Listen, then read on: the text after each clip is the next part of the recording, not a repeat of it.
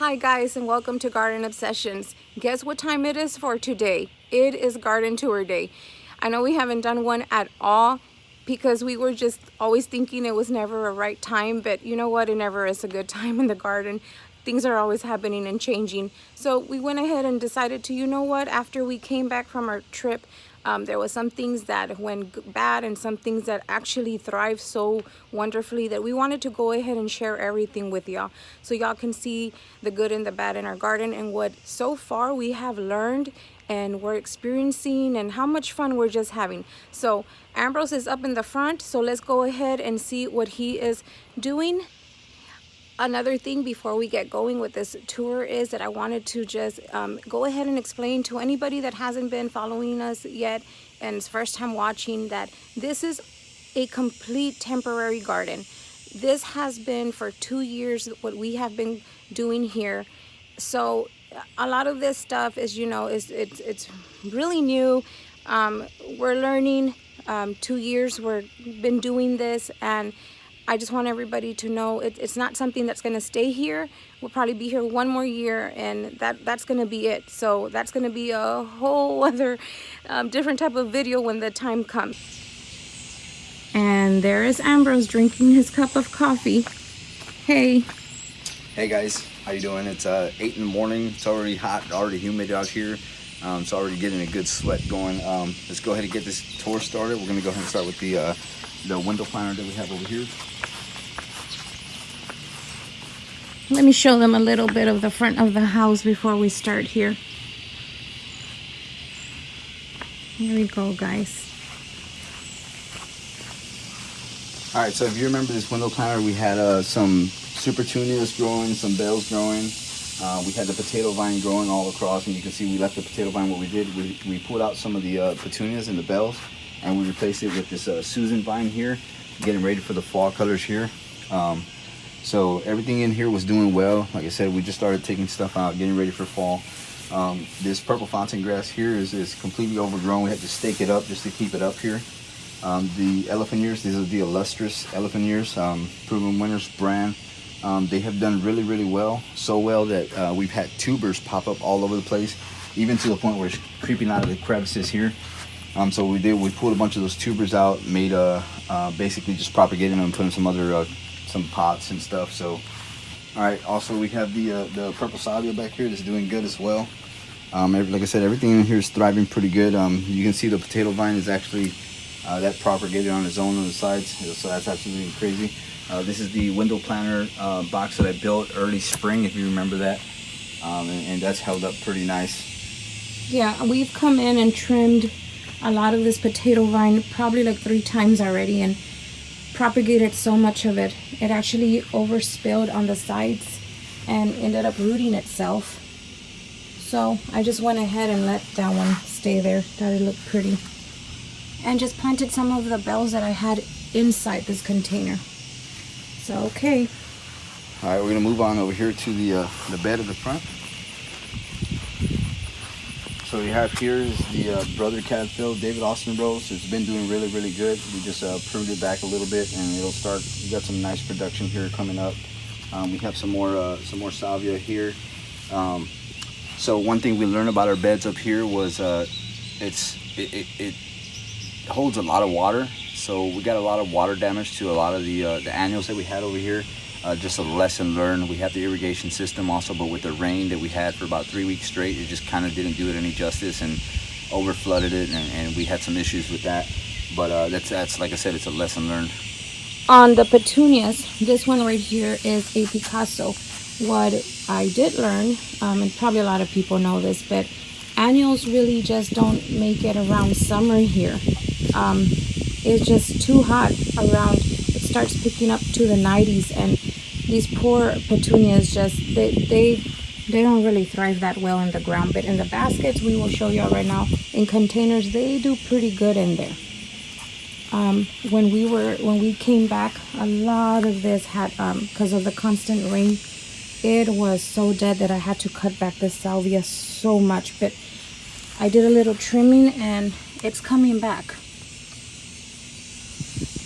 What we also have over here is a sky pencil that we bought. It's still in a container. We got some drip going to it as well, so this is doing really, really nice. It's actually put on some growth since we bought it. So we're excited to see that one grow in the next coming years. We will be potting that one. We're just waiting for the temperatures to drop a little bit more, and we'll be actually potting it in that. It's inside I don't know if y'all can see this. It's inside another container. I'm gonna go ahead and plant it in that. All right, over here, this is where we have most of our annuals. The Supertunia Bordeaux and the Alyssum. Like I said, this bed right here really, really flooded. As you can see, with all the rain, it washed out some of the grass as well. Just didn't do too good at all. But the boxwoods that we have here and the denim and lace sage is doing really, really well. Our roses here, we have Harlow Carr, David Austin roses. You can see there's a lot of buds going. It's going to start jumping, producing a lot of roses here soon. It smells so good, guys. I wish I could smell these. As soon as we walked out of the door right here, you could just smell them. So, again, like I said, all this is on irrigation. As you can see, we have it here. I didn't really hide it because we're just going to pull it up once we're done. But we got a whole bunch of... we had a lot of success with this bed spring and early summer. And like I said, just with the rain coming and the weather changing, it just washed a lot of it out and really didn't really didn't do too good. We went ahead and left everything just so y'all could see these petunias. Now that the temperatures are getting a little bit cooler, they are trying to come back, but there's a lot of yellowing on the stuff that's trying to come back, and that's because of so much water. The what is it called, this one, the denim and lace sage. Yeah, that was doing great too, but sage doesn't like that much water. Nope. So it struggled, and when we got back, I decided to trim it up, and we're actually getting, it wasn't green. It was looking more like this little guy here that's really taking it bad, but he's bringing back his little green leaves. So we'll see about that, but these guys are coming back. All right, over here we have an arborvitae that we've had in here for about a year and a half now. Yeah. And it's doing really well. It grew. We got that one on the 2 gallon per hour drip, so it's doing really, really well. Just got a little bit of burn here from the sun, but nothing to be too concerned about. Yeah, we just make sure he gets enough water. Our little boxwoods, they're so tiny, but I love them. These guys, this is a good thing that we did, was bringing in evergreens. The little guys are making it look a little okay. If they weren't there, it would probably look so much worse than what it's looking right now. But we will be filling in with other stuff as soon as the temps cool off. We'll clean up the bed and just show y'all what we have planned. All right, move over here to the containers on the porch here. So as you can see, this potato vine, this thing's been cut back numerous times. Propagated numerous times. And it's just continuously overgrows. This is the potato vine that my wife propagated and put in the bird bath that we have in the back. So as you can see, this is easily propagated and it grows like crazy. This one is the Prince Tut grass. You can remember we bought these, they were about this tall, and they just completely shot up over the summer. Did really, really nice. Yeah, it has so many stalks. You want to show them the stalks? Yeah, so we started off with only about 4. Let me see. The lighting is horrible right now, guys. We started off with about 4, and as spring came and summer came, I was counting. I got up to about 20, and now I just don't even count anymore. So there's a bunch of stalks in there. Yeah. We also have some gardenias in there that there's actually some coming over here again. They've been blooming on and off. We haven't lost those. I just keep on deadheading them as much as I can. Yeah, my wife says that the greatest satisfaction in deadheading is a gardenia. It is. The snap of it. That's my favorite thing to deadhead. So what we have here is the Supertunia Priscilla. This is a double bloom petunia here. And this one has absolutely done wonderful. I mean, it keeps producing. Like my wife said, the petunias, they do really, really well in containers. You can control the water, you can control basically what they get, and as far as fertilizing it, I mean, we just fertilize these once a week or every 2 weeks, depending on how the weather's been. but they've absolutely done well. These bells right here, this is the lemon chiffon. Yes. The lemon chiffon bells. Let me see if I can show them inside the... So these are... Where's the... Hold on, guys. I love the throat of it. Y'all can see in there. So these really took it really hard at the beginning of summer. Aphids actually got to them, and they were just completely crawling with aphids. And they kind of disappeared for a little bit, but now they're completely back. I mean, they're thriving really well. I think it was the temperatures. I noticed as soon as we started hitting back in the 80s here, they started coming back like crazy. Let's see so we can see it around here. But in containers, they work beautiful. Oh, and we did squeeze in some Bordeaux. Where is it at? It's mixed in. There's a Bordeaux. Because we had run out of the Priscilla. So it's actually the same petunia bed in the Priscilla is just a double. All right. Next thing, a very sad thing to look at. The Angelina stonecrop. First of all, to the people that don't know about Mr. T, if you want to explain that again. Okay, so Mr. T is the turtle. Was completely covered, and my wife uses this to tend some of the plants. And while she was tending some of the plants, Mr. T actually caved in. So yeah, I broke him. We went ahead and used it for a planter here. It's not really suitable to put any soil in like that, so we just have this one in a pot here. We learned something though about this that little plant right there.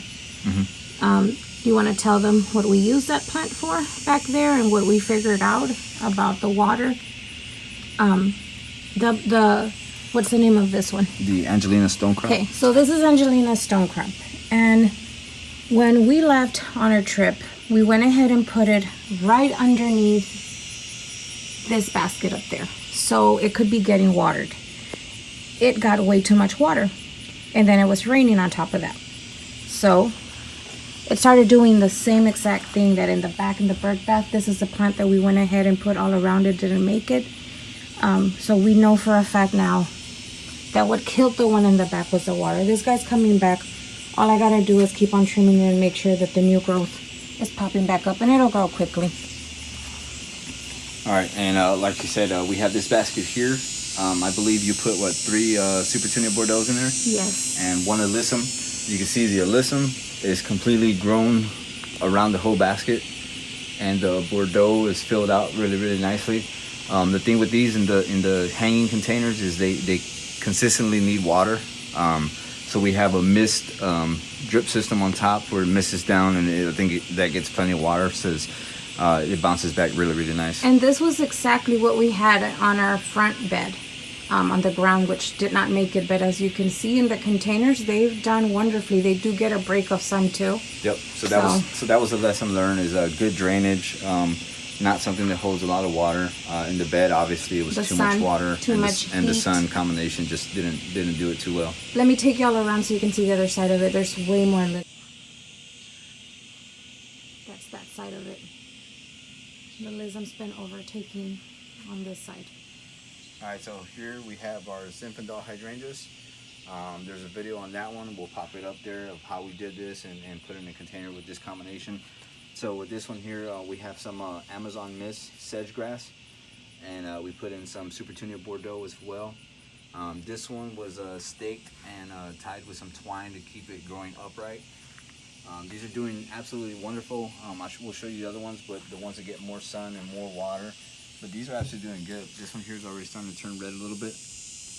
Beautiful color. I expected these to turn red earlier in the season, but it's going to give us some good show going towards fall. Mm-hmm. So pretty happy about that. These again need a lot of water. Hydrangeas require constant water. So this one, it's not even on a drip system. It's on a it's kind of like a fountain adapter that I have to it. So it kind of, I don't know, y'all can. It spreads. Oh, it's way in there. Yeah, I really see it. It spreads 360, so it gets plenty of water to where it drains all the way through. A bubbler? Is that what it's like called? It's like a bubbler. Yep. So that one, like I said, these are doing really nice, and like I said, we have 3 up here in the front, going all the way down there. If you want to see this one over here, like I said.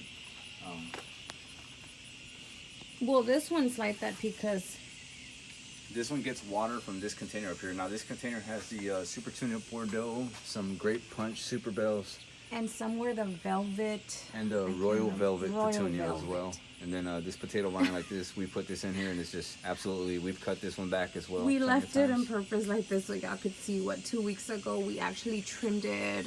What would you call it? Say like literally up to here, right here, guys. yeah. And then, yeah. So more propagating there. So while we were gone, this one, the mister on top, the wind was so bad, it swung the basket left and right, and it moved the mister, so the mister was actually spraying outside of the basket. So this one actually took a toll, and I'll see if I can put a picture up there, but this one actually took a toll, and it was pretty much, I'm going to say dead. This potato vine was completely dead, but just putting it back on drip, and it's done absolutely well. There's crunching there. Show them, though. I didn't clean that out so they could see that there was a lot of damage done. So there's that there. If y'all can see all those, there's dead leaves in there. I didn't clean it on purpose, and those petunias have some crunching in there. I didn't touch them, just kept on watering them. All right, so like I was saying with these Zinfandel hydrangeas, so you can tell which ones get more sun and get a lot of rain and water on them. So this is what happens when it gets a lot of rain and water and the sun just completely fries them. We come out here, it's not raining as much anymore, but when it rained, we come over here, shake off the blooms, make sure water didn't stay on them, and they didn't get any stagnant water for the sun to cook them. And there's the other container, because we have 2 of them right in front of the porch. And it has been doing really good too. I'm sad that the geraniums are not blooming, but everything came back. Everything actually came back from all the from the beginning of, well, these were summer containers. Yes. From the beginning of summer. And I'm so happy. I just wish I could have seen the geraniums in action right now. Just want to go to the side. Yep. Want to go ahead and show them. There's the Oh yes, guys. pet friendly garden spider. They named Jenny. Jenny. The kids named her Jenny. Yeah. A Alright, whole month there. So here we have another container that we did. This one I did very, very early spring, and it's absolutely done wonderful. The only issue we have with this one is before we left, we were fighting a mealybug problem on here. We didn't get to continue the treatments because we were gone, like I said, for 2 weeks. So we're still treating it. Hopefully it will get rid of them. They're going away. But this right here is called Mona Lavender. You can see this foliage on here. Kind of looks like a fake plant, which is something I absolutely love about it. You can winter this one inside, yes. and it'll look really pretty in the doors. It's not blooming though because of the mealybugs. There's that little bloom right there. But, so on this one too, we put some Supertunia Bordeaux, some potato vine in here. We got 1, 2, 3 Bordeaux and 2 potato vines, and they've absolutely done well. Cut it back because remember it fell over. Yes, It this was one too much. we actually cut this one back all the way to the inside of the container, and this is what we've got in a matter of a couple weeks. Down here we have a drift rose that's actually supposed to be red, but it's been coming out white lately. There's a couple of buds out there that are one coming like out red. shade. And then we have another drift rose right here. This one's a white drift rose. It's blooming, but not as much right now. Haven't really taken care of these little rose bushes. And then you want to show them, which one do you want to show them? This one right here. So this is, you can. So yeah, I have such a wonderful neighbor. Love her so much. She went ahead and went back home to Georgia to see her mother, and her sweet mama went ahead and sent us this beautiful, beautiful, beautiful viburnum, which poor little thing, I know doesn't look like much right now, but I can't wait to go ahead and find a little spot for it so it can take off. And yeah, we have some creeping Jenny in there. Oh yeah. That I just put them in there because they've been all over the ground, spilling over and propagating themselves. And those are what, just sad looking. These are the like I said, there was a bunch of tubers, but it's actually it's doing good. We put this one in a pot. We're just gonna let these die off, and we'll get some new growth here. You can already see it's already growing. It's adjusting to its new little container. But like I said, there was a bunch of tubers in another one. We actually gave one away to one of the neighbors, and hopefully it'll do just as good. So Like I said, these illustrious Potato vine too. Yeah, Some of the dark and ones. some potato vine. This will root fairly quickly. It don't look like much right now, but it'll come around. All right, so here we have the $5 Limelight hydrangeas I found on sale. Nobody wanted to buy them because they absolutely look dead. They were all slumped over. But Look nothing like this. Look at them now. They're trying to produce. It's kind of late in the season for them to produce, but I cut all the blooms off because it looks so bad. But it's got a lot of little production here. It brought one back though. Right there. These hopefully we're gonna try to make these a topiary, long-term investment. So, you know, once they start next late winter, we'll prune it back some and start making it into a topiary. It's gonna be a long time before they actually grow and get shaped to a topiary. But that, like I said, it's a long-term investment. There's this one. Pretty leggy. Yep. $5 investment that could potentially be a $60, $70 investment. So not a bad deal. All right, guys, we have to go ahead and switch phones out. The other one got a little too hot out here. Like I said, it's nice and humid out here. So what we have here is a double Bloomathon azalea. This one, like I said, we had it out in the sun, and it was the first one to bloom early spring. We decided to put it in the porch before we put the zinfandels out there, and then with the shade, I guess it just didn't like it, so it took a break for almost 3 weeks. 3 weeks. Almost a month. Yep. So we decided to put it back out here in the sun. Took another couple of days, maybe about a week or so, and it just started going crazy. But this is a nice bright pink. Absolutely love it. It just goes crazy all over the place. We have it paired down here with some creeping jenny. Now, for those of you that have never grown creeping jenny before, this stuff is crazy. As soon as it touches the ground here, it starts to propagate itself, and it'll root and completely just overgrow anything. Most of this right here, I think you pulled it out of the ground. Yeah, I did.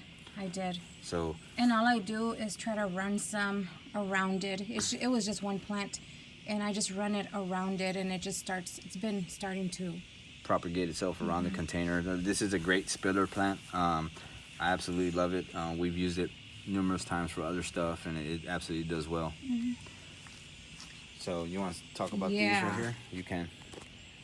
Okay, guys, do y'all remember when I came out here with the girls and decided to put some potato vine because the hookeras, it was just too hot and they were crunchy? And do y'all remember, y'all could see everything in there? Well, what was it? 4 plants. I had asked what y'all thought about spreading it out through the back, and I went ahead and put one more plant back there, and it just took off. And it's been pouring out, and I don't know if I want to cut it back. I think I like this.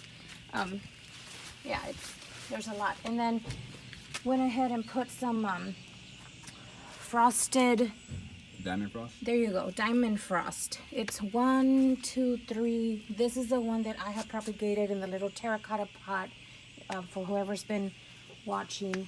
And got home, and the poor guys were all crunch because of the rain. So we have some crunchy ones, but they're okay. It still looks pretty to me. And our veronicas, I went ahead and cut them. They were all over the place going crazy.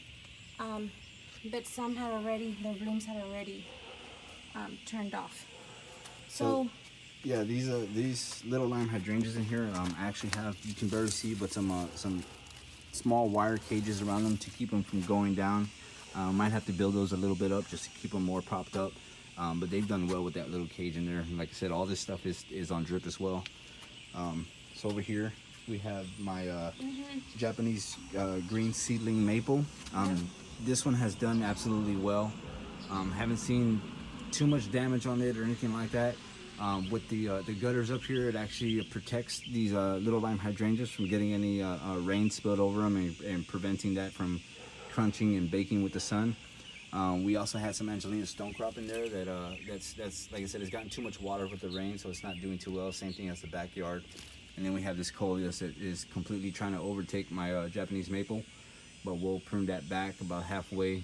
And we cut it back. Did you tell them we cut the coleus back? Yeah, we cut it back pretty good, and this is, I mean, coleus grows pretty good too. I mean, this has only been what, a couple weeks as well. And another, how my husband brought up about the gutters, that was another lesson brought up that we learned. as I started planting, I never thought of thinking where things were going to be placed and stuff.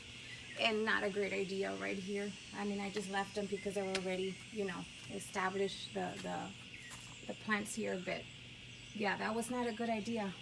So for anybody that's starting gardening, make sure y'all know y'all's little surrounding where you're going to plant.